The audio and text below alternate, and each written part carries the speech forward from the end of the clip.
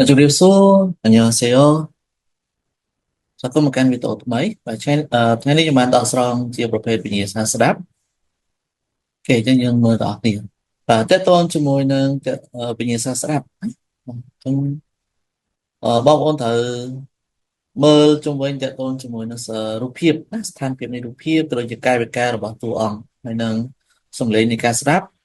របស់តួអង្គខាងប្រុសនិងតួអង្គខាងស្រីហ្នឹងទៅយើងទៅបដោតបាទយើងបដោតប្រហែលចំណុចហ្នឹងបាទទៅលើកាយវិការ មួយទៀតទៅលើ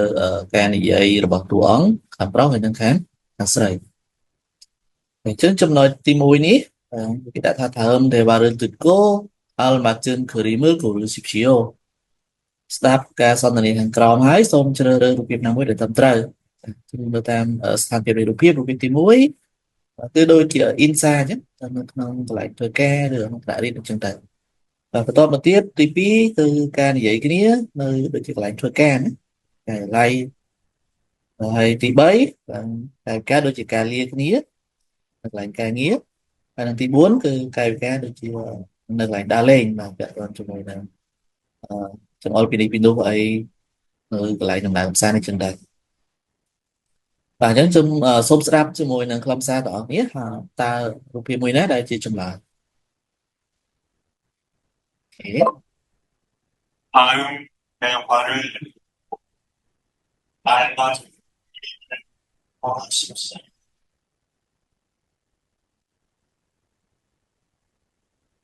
처음 뵙겠습니다. 김민수입니다.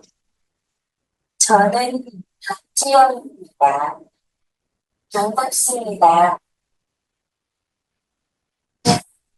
시원. 처음 뵙겠습니다. 저는 박지원입니다.បាទអត់ទេសើរបុនស្ដាប់បានច្បាស់អត់ហើយយើងដឹងខ្លឹមសារនៅក្នុងនឹងអត់អញ្ចឹងខ្ញុំនឹងបកស្រាយដល់គ្នាបាទអញ្ចឹងណាំចាគេនិយាយថាច្រើនភាពកេសមីដា